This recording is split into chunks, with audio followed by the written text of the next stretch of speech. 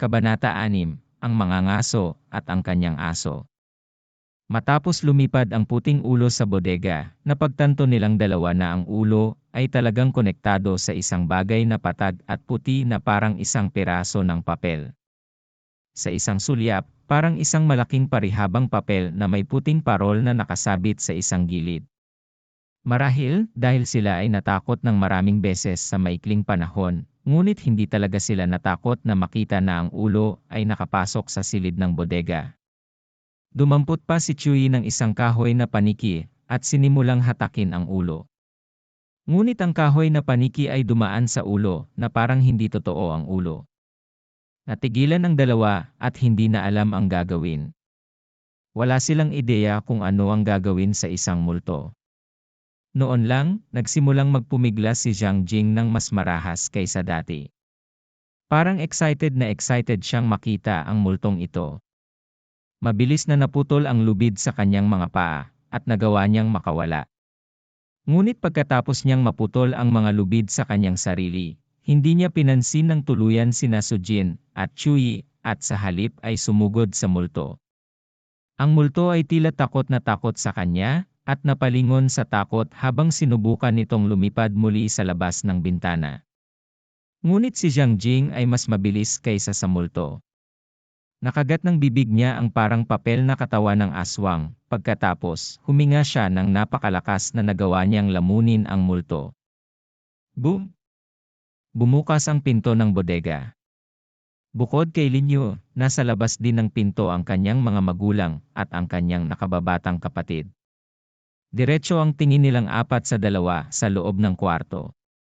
Si Sujin ay biglang tinamaan ng isang alon ng kawalan ng pag-asa. Mukhang imposibleng makatakas sa ganoong sitwasyon. Ngunit hindi sumuko si Chuy. Bumulong siya kay Sujin, "Kuya Su, tumakbo ka lang, tatakpan kita." "Ano bang ipagsasabi mo? Ako ay isang matandang lalaki. Ako dapat ang nagtatakip sa iyo, kaysa hayaan ang isang bata na takpan ang aking puwet." Si Sujin ay nagmula sa isang pamilya ng mga magsasaka sa kabundukan at ipinagmamalaki ang kanyang paglaki bilang isang matapang at tapat na bata. Hindi niya pababayaan si Chuy para lang iligtas ang sarili niyang balat. "Baka hindi ka kasing fighter ko, alam mo ba? Magkompite tayo pagkatapos.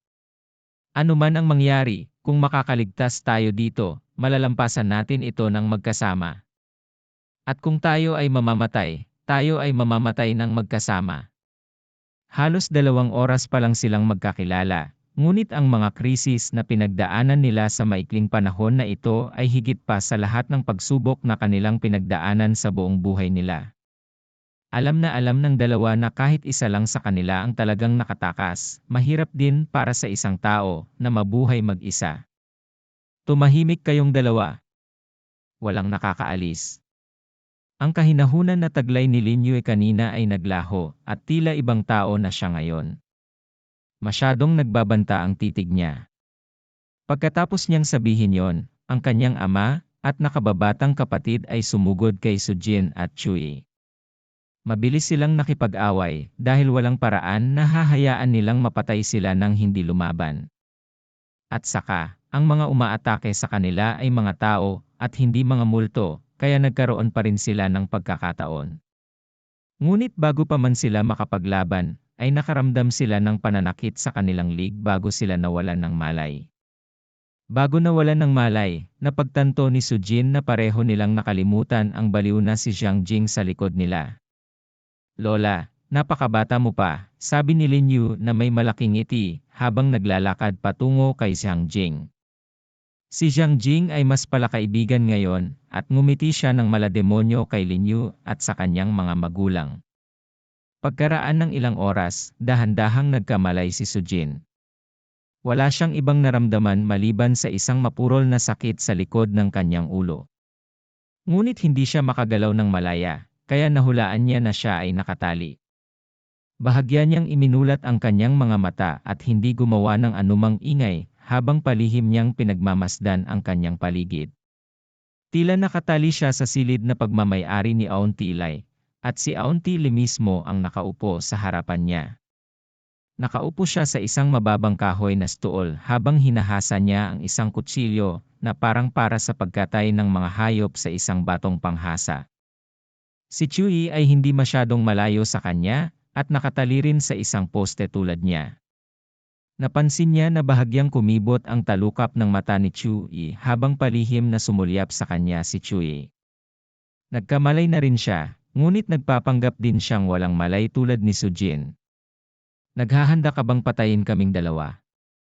Nagpasya si Sujin na huminto sa paglalaro ng patay at tinanong si Auntie. Tila alam ni Auntie na gising na si Sujin, kaya hindi na siya nagulat at nagpatuloy sa paghasa ng kanyang kutsilyo. At nang marinig niya ang sinabi ni Sujin, sumagot siya ng walang ekspresyon sa kanyang mukha, nagkakamali ka. Hindi ako ang gustong pumatay sa'yo, kaya huwag mo akong sisihin kapag namatay ka na. Oh. Ngunit gumugugol ka ng napakaraming oras at pagsisikap sa pagpapatalas ng iyong kutsilyo. Napakasayang kung hindi mo ito gagamitin para pumatay ng tao, natatawang sabi ni Sujin. Ibinaba ni Auntie ang kutsilyo, sinulyapan si Sujin, pagkatapos ay tumalikod at hinila ang malaking plastic sheet sa likod niya. Sa sandaling tinanggal niya ang plastic sheet na iyon, isang mabahong amoy ang agad na tumama sa ilong ni Sujin. Napakasakit kaya napakunot ang noo ni Sujin, at maging ang mga talukap ng mata ni Chewie ay nagsimulang manginig sa kabila ng kanyang pagsisikap na magmukhang wala pa rin siyang malay. Pinatay mo ang mga taong iyon. Tiningnan ni Sujin kung ano ang nasa likod ng plastic sheet, at nakitang mayroong isang tumpok ng humigit kumulang 20 bungo o higit pa na nakakalat dito at doon. Sa madaling salita, hindi bababa sa 20 katao ang namatay sa maliit na silid na ito. Tulad ng sinabi ko kanina, I don't do any killing. Tinutulungan ko lang silang putulin ang mga katawan. Saglit na kumislap ang mga mata ni Auntie, at pagkatapos ay bumalik siya sa paghasa muli ng kanyang kutsilyo. Sino ang mga taong iyon? Hindi ba't nasa kampo kanila? Tanong ni Sujin sa mahinang boses. May naramdaman siyang kakaiba sa ugali ni Auntie. Umiling siya. Mga ngaso sila, samantalang ako ay aso lang nila. Nakakita ka na ba ng isang mga ngaso na tinatrato ang kanilang aso bilang kapantay nila? Kung gumawa ako ng anumang bagay na labag sa kanilang kalooban, papatayin nila ako, at kakainin din ako ng walang pag-aalinlangan. Kung mga ngaso sila, ginagawa ba tayong biktima niyan?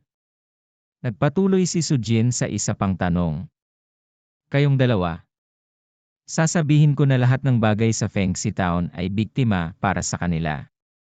Dumating lang kayong dalawa sa oras na hindi nyo dapat, sagot ni Auntie sa tanong ni Sujin ng walang pag-aatubili. Dahil siya ay tila napaka-kooperatiba, mabilis na sinamantala ni Sujin ang pagkakataong mangalap ng higit pang impormasyon. Kahit na tila walang silbi para sa kanila na malaman ang higit pa sa sitwasyong ito, mas mabuti pa rin na alamin pa rin. Bakit ang dami mong sinasabi sa akin? Hindi ka ba natatakot na papatayin ka rin nila? Hindi mahalaga. Pareho kayong mamamatay sa lalong madaling panahon, gayon paman. Kapag napatay ka na nila, magiging maalog kayong dalawa. Ang dami mong nalalaman bago ka mamatay ay hindi mahalaga. Sabi ni Auntie sabay ngiti sa kanya. Kumibot ang mga labi ni Sujin, habang sinusubukan niyang ayusin at ilagay ang pinakakapaki-pakinabang na impormasyon na mayroon siya. Pagkatingin niya sa paligid, nagtanong siya, nga pala, noong niloko kami na pumunta dito, nabalitaan namin na dito ka nakatira kasama ang pamilya mo. Nasaan ang iba mong pamilya? Sa tabi mo lang. Kaswal na itinuro ni Auntie ang isang lugar sa tabi ni Sujin. Lumingon siya, at nanlaki ang mga mata niya. May dalawa pang magkatulad na poste sa tabi niya na may isang malaking kalansay, at isang mas maliit na kalansay na nakatali sa kanila. Pinatay nila ang natitirang pamilya mo. Hindi siya sumagot sa kanya, at tahimik lang na tumango, habang patuloy na hinahasa ang kutsilyong iyon, kahit na ang kutsilyo ay malinaw na sapat na upang maghiwa sa laman ng tao. Bakit hindi ka maghiganti? Maghiganti. Nakatagpo ka na ba ng adultong aso na naghihiganti sa may-ari nito dahil sa pagpatay sa anak nito? Ikaw ay isang matalino. Kaya sa pagiging tapat na aso sa kanila, nagawa mong manatiling buhay, at pareho kayong pinakain at pinananatiling ligtas dito. Kung ikukumpara sa dalawa na patay na at wala ng silbi, ito ang mas magandang pagpipilian. Solemn ang ekspresyon ni Sujin, na para bang sumang-ayon siya sa desisyon ni Auntie. Tumayo si Auntie at lumapit kay Sujin dala ang kutsilyo. Hinawakan niya ang kutsilyo sa lig nito, at galit na tinitigan siya habang sinabing, hindi ko pa kinailangang patayin ang isa sa biktima ng mga mangangaso, kaya huwag mo akong piliting sirain yon ngayon. Haha! Isa kang tao na hindi man lang mangahas na ipaghiganti ang mga namatay mong miyembro ng pamilya. Kaya paano ka maglakas loob na labagin ang mga panuntunan ng mga mangangaso? Anong biro? Ngini siya ni Sujin na may mapanuksong mukha. Tila ang ugali ni Sujin ay talagang ikinagalit ni Auntie. Ang talim ay malapit nang maghiwa sa balat ni Sujin, kaya sinubukan niyang iunat ang kanyang lig palayo sa matalim na kutsilyo. Huwag kang masyadong mabalisa. Dapat alam mo kung ano ang kaya mong gawin, kung ano ang hindi mo magagawa, at kung ano ang matutulungan namin, sabi ni Sujin sa mahinang boses. Sinadya niyang guluhin si Auntie hindi dahil umaasa siyang mapatay, kundi para subukang pukawin ang galit nito kay Linyu at sa kanyang pamilya sa pagpatay sa mga miyembro ng kanyang pamilya.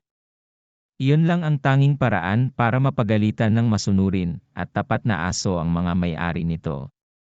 Malinaw na naunawaan ni Auntie ang ipinahihiwatig ni Sujin. Inilayo niya ang kutsilyo at diretsyong tumitig sa mga mata nito. Anong ibig mong sabihin? Simple. Tulungan kaming makaalis sa lugar na ito, at tutulungan ka naming maghiganti, sabi ni Sujin sa seryosong boses. Saglit siyang napatitig sa kanya nang nagtataka bago ngumisi. Kayong dalawa. Tulungan mo ako. Kung kaya mong harapin ang mga mangangaso, hindi ka mapupunta sa ganitong estado ngayon. Hindi, nagkakamali ka.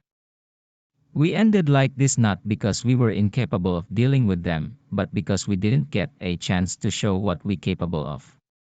Kailangan mo lang gawin sa amin ang isang maliit na pabor, at magkakaroon ka ng pagkakataong maghiganti. Talagang magandang deal iyon para sa'yo. Si Sujin ay tila naging isang tusong tindero habang sinusubukan niyang tuksuhin si Auntie na makipag-deal sa kanya. Ito ay isang maliit na pabor sa mga tuntunin ng kung ano ang kailangan kong gawin, ngunit ito ay maaaring magdulot sa akin ng aking buhay.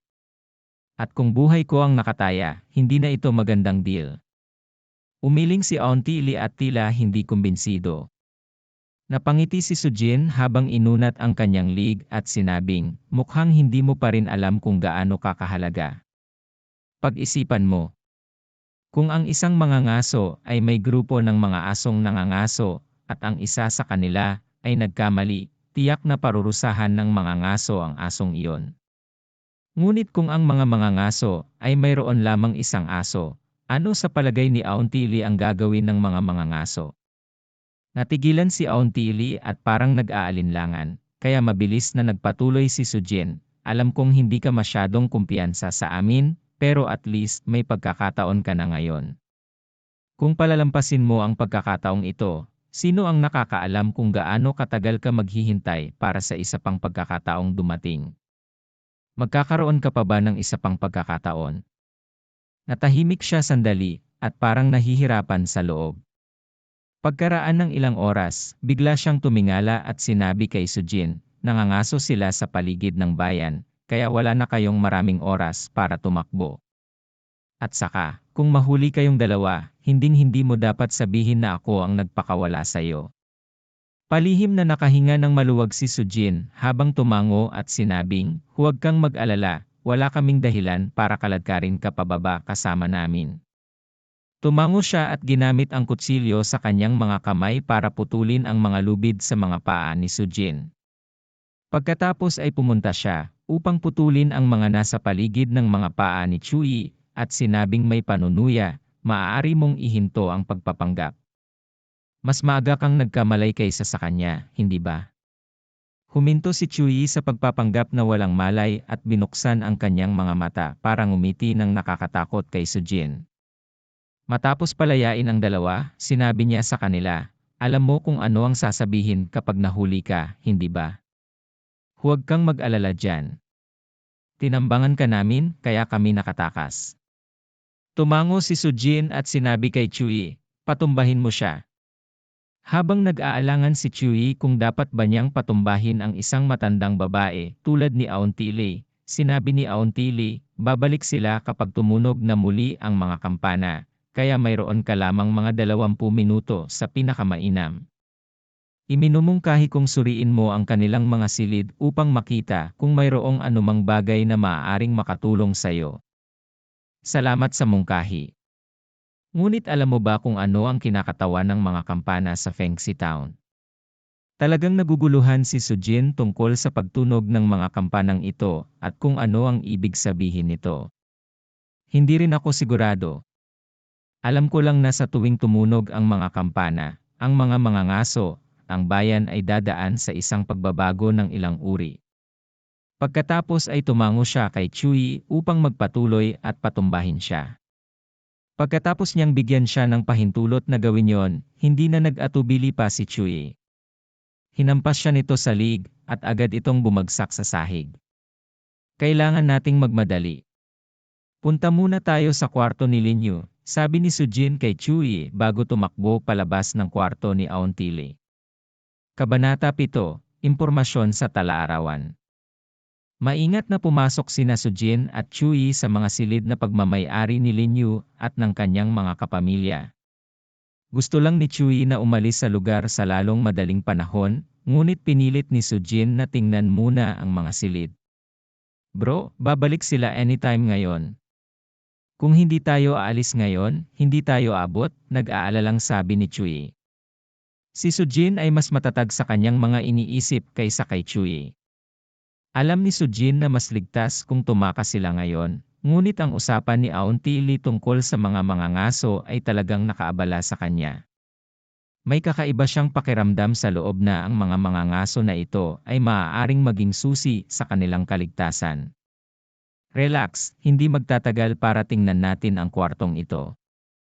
Mabilis tayong kumilos at umalis sa lalong madaling panahon. Sa sandaling tapos na si Sujin sa pagtiyak kay Chuyi, itinuon niya ang lahat ng kanyang atensyon sa paghahanap sa silid.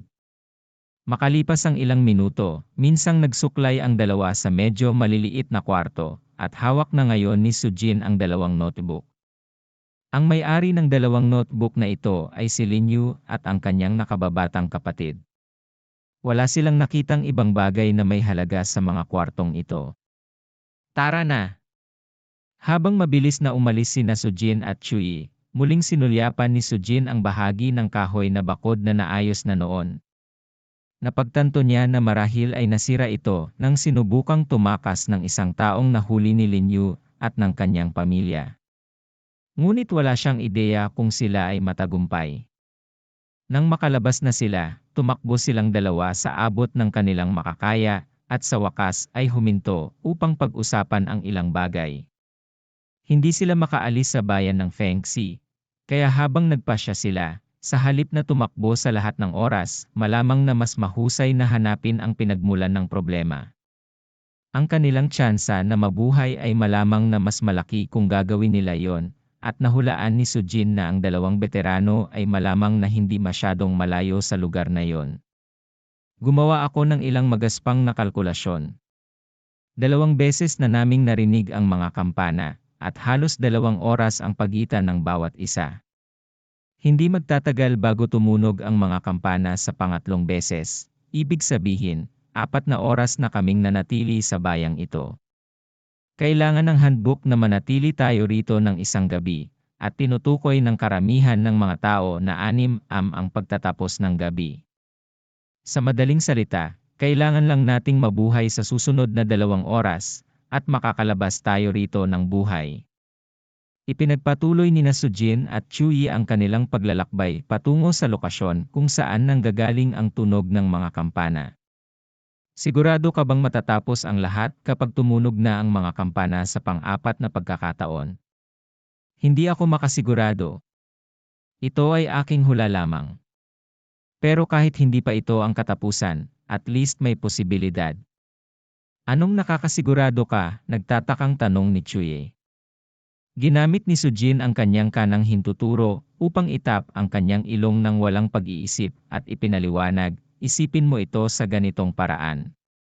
Matapos tumunog ang mga kampana sa unang pagkakataon, biglang naging mapanganib ang sitwasyon sa bahay na aming pinagtataguan. Nang tumunog ang mga kampana sa pangalawang pagkakataon, sina Lin Yu, Zhang Jing, at ang puting ulong iyon ay nagsimulang mabaliw sa parehong oras. Ngayon lang sinabi ni Auntie Lee na babalik ang mga mangangaso kapag tumunog ang mga kampana sa ikatlong pagkakataon.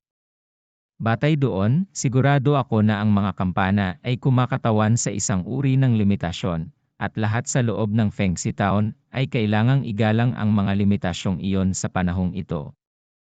Kaya, ang sinasabi mo ay lahat ng bagay sa Fengxi Town ay nangyayari ayon sa mga limitasyong ito, kaya kapag ang mga kampana ay tumunog sa ika-4 na pagkakataon, ang lahat ay matatapos. Tila naintindihan ni Chuyi ang lohika ni Sujin. Ngunit hindi tumango si Sujin. Huminto siya sa paglalakad at sinabing, hindi talaga ako sigurado kung matatapos ang lahat o hindi. Ngunit kapag tumunog ang mga kampana sa ika-4 na pagkakataon, dapat nating malutas ang misteryong ito. Dong. Sa sandaling iyon, nagsimulang tumunog ang mga kampana sa ikatlong pagkakataon. Umalingaw-ngaw ang buong bayan sa tunog ng mga kampana. Lumingon sina Sujin at Chuyi upang tumingin ng kinakabahan sa bahay ni Lin Yu mula sa malayo at nakitang may mga taong kakapasok lang sa bahay. At hindi nagtagal at tumagos sa hangin ang mga alulong ni Auntie Lee. Ano ang ginawa nila kay Auntie Lee? Nanlaki ang mata ni Chuyi. Malungkot ang ekspresyon ni Sujin. Si Auntie Lee ay pinarusahan, pagkatapos ng lahat, naisip niya. Pagkatapos, sinimulan niyang hilahin si Chuyi para magsimulang maglakad muli. Mas mabuting lumayo roon. Sa kanilang pagtataka, tahimik ang kanilang paglalakbay kahit na medyo malayo na ang kanilang tinakbo. Wala nang lumitaw muli sa mga kakaibang paranormal na nakita nila kanina. Sa halip, ang ilang lugar na kanilang nadaanan ay nagkagulo, at mula sa mga markang naiwan sa sahig, tila may nangyaring away sa mga lugar na ito hindi pa gaanong katagal. Sinabi ni Auntie Lee na lahat ng bagay sa bayan ng Fengxi ay biktima, kaya malamang na dito nang huli si Lin Yu at ang kanyang pamilya, naisip ni Sujin sa kanyang sarili. Ngunit hindi rin ito isang masamang bagay. Kung hindi nilinaw ni Lin Yu at ng kanyang pamilya ang landas na ito para sa kanila, ang kanilang paglalakbay patungo sa mga kampana ay maaaring hindi naging ganito kakinis. Binuksan ni Sujin ang isa sa mga notebook, at ito ang diary ng nakababatang kapatid ni Lin Yu. Huminto ang mga entry sa kalagitnaan ng notebook. Ang mga entry sa simula ay normal, ngunit nagsimula silang magbago pagkatapos ng 15 Hulyo 1967. Si Sujin ay hindi makapulot ng marami mula sa mga nilalaman, ngunit naiintindihan niya ang takot na nadama ng kapatid mula sa paraan ng kanyang pagsulat. Karamihan sa mga entry ay tungkol sa kung paano siya nagtago sa silid ng kanyang ama at tumanggi na makita ang sinuman na parang may itinatago siya. 1967. 50 taon na ang nakalipas. Sa madaling salita, ang nakababatang kapatid ni Lin Yu ay lampas na sa edad na 60. Mahirap para kay Sujin at Chuyi na isipin na ang kakaibang batang lalaki na nakilala nila kanina ay talagang isang matandang lalaki. Kung ang nakababatang kapatid ni Lin Yu ay lampas na sa edad na 60, hindi ba't si Lin Yu mismo ay halos 80 na? Ang kanyang mga magulang ay dapat na higit sa 100, tama? Wala ba sa kanila ang tumanda? Sabi ni Chuyi. Hindi pinansin ni Sujin si Chuyi at nagpatuloy sa pagbabasa ng diary ni Lin Yu. Kung ikukumpara sa kapatid niya, mas malinaw ang mga entries niya. Nagsimula ring maging kakaiba ang mga entry sa parehong petsa. May malinaw na nangyari sa bayan noong panahong iyon. Hulyo 15, Maulap. Ang aming kapitbahay, si Auntilay, at ang kanyang pamilya ay bumalik mula sa kabisera ng lungsod. Umalis sila maraming taon na ang nakalilipas, tila bago pa ako isinilang. Ngunit bumalik sila dahil hindi raw sila masanay sa buhay lungsod. Ngunit marami sa mga taga nayon ang nagsasabi na malamang na hindi sila makakaligtas sa lungsod. Pagkatapos ng lahat, dito, maaari kang literal na makahanap ng pagkain sa pamamagitan ng paghuhukay sa mga patch ng gulay, ngunit hindi mo magagawa iyon sa lungsod. Sa pagsasalita tungkol sa paghuhukay ng mga bagay-bagay, isang grupo ng mga tao ang naghukay ng isang kulay itim na bato mula sa lugar sa likod ng dambana. Nakakatakot talaga ito at parang isang napakalaking black eyeball.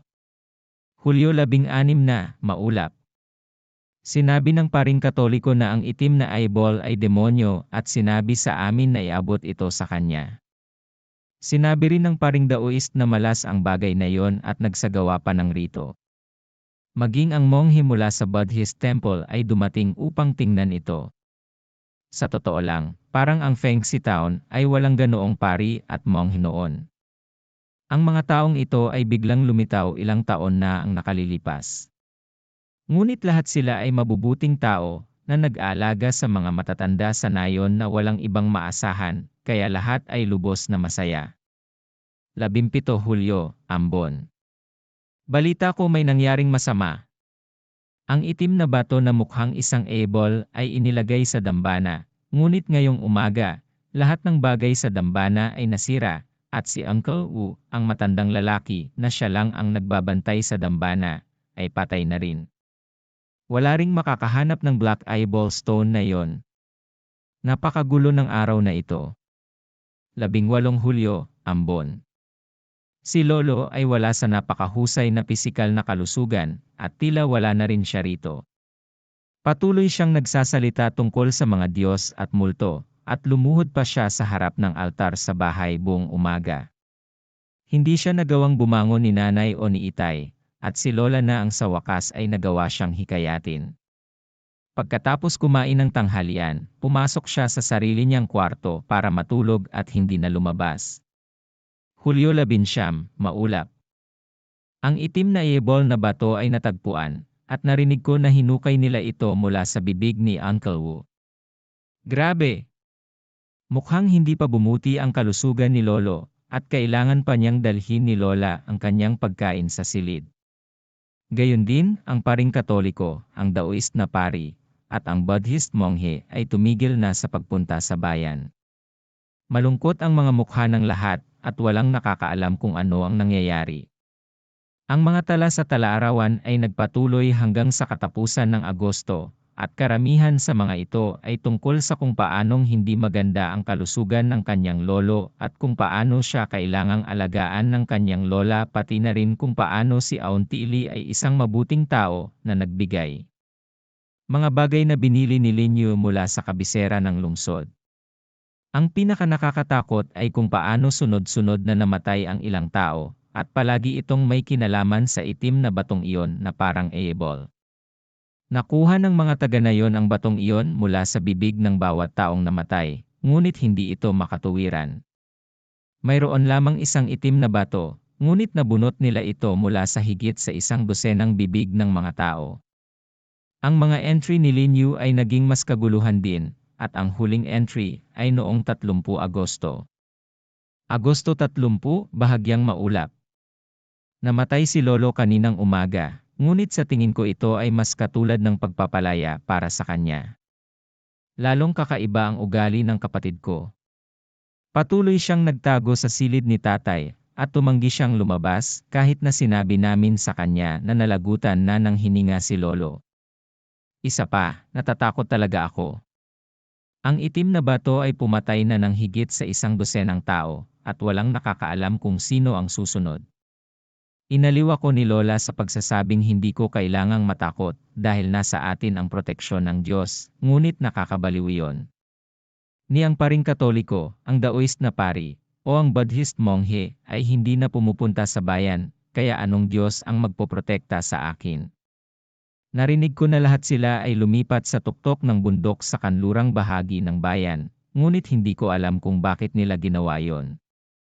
Isa pa, talagang nanlumo si Lola sa pagkamatay ni Lolo, kaya itinago niya ang lahat ng kanyang kamay na gumulong sigarilyo, na sinasabi na gusto niya ang mga ito bilang isang alaala. Parang may entry pa pagkatapos nun, pero napunit na. Marahil ay may isa pang 10 kakaibang pahina na napunit sa talaarawan. Ngunit anuman ang nabasa ni Sujin ay naglalaman na ng maraming impormasyon. Isang itim na bato na parang isang ebol, isang katolikong pari, isang Daoist na pari, isang Buddhist monghe, at ang namatay na lolo ni Lin Yu. Sinimulang tapikin ni Sujin ang kanyang ilong gamit ang kanyang hintuturo, dahil sa ugali muli. Hindi pa posible para sa kanya na gumuhit ng isang link sa pagitan ng lahat ng mga piraso ng impormasyong ito, kaya kailangan niyang isantabi ang mga ito pansamantala. Sandali, ang isang Buddhist na templo, isang Daoist na templo, at isang simbahang Katoliko ay lahat ay may mga kampana. Biglang nagningning ang mga mata ni Sujin. Ang mga kampanang narinig nila sa lahat ng oras na ito ay malamang na nagmula sa isa sa mga lugar na ito. Binanggit sa talarawan na lahat ng 3 relihiyoso na lalaki ay lumipat sa tuktok ng bundok sa kanlurang bahagi ng bayan, kaya tumingin siya sa kanluran at nakita niya na mayroon talagang isang mababang bundok na matatagpuan doon. Ang bundok ay hindi masyadong malayo, kaya malamang na nasa loob pa rin ito ng mga hangganan ng Fengxi Town. Ngayon ay may patutunguhan si Sujin. Pero bigla na lang siyang nakaramdam ng lamig sa kanyang gulugod. Lumingon siya at nakitang may nakabalot na balabal na may hawak na longbow na gawa sa puting buto. Ang bowstring ay hinila pabalik at may mga makintab na kislap na natipon dito. Naramdaman ni Sujin at Chuyi na tumindig ang lahat ng balahibo nila. May nagsabi sa kanila na ang mga kislap na iyon ay lubhang mapanganib, na para bang sila ay mamamatay sa lugar kung isa lamang sa mga kislap ang tumama sa kanila. Tumakbo ka! Tumakbo ka sa bundok na iyon, sigaw ni Sujin, bago ang dalawa ay mabilis na tumakbo sa dalawang magkaibang direksyon. Haha! Hoy hey! Hihi! Haha! Ang taong nakatalukbong ng balabal ay nagsimulang tumawa ng nakakatakot habang binitawan niya ang kanyang kamay, at lumabas ang mga kislap, dumiretso sa likod ni Sujin. Hindi na kinailangan pang lumingon ni Sujin para malaman na ang mga kislap ay patungo sa kanya, dahil ang mga lumilipad na kislap ay sinamahan ng dumadagundong na tunog. Mabilis siyang tumalon sa gilid at gumulong-gulong sa lupa. Ngunit ang ilang mga kislap ay dumaan pa rin sa kanyang braso. Naramdaman niya ang biglaang pananakit ng braso niya bago naging abo ang buong braso niya at naglaho sa hangin. Kung sakaling nakakalito, ang unang kampana ay ang narinig sa hating gabi na nagpapahiwatig ng simula ng hamon. Pagkatapos ay narinig nila ang isa pa pagkaraan ng 2 oras, at sinabi ni Sujin na ang pangatlo ay magriring sa ilang sandali. Kaya pagkatapos, ito ay magiging 4 na oras. Bro?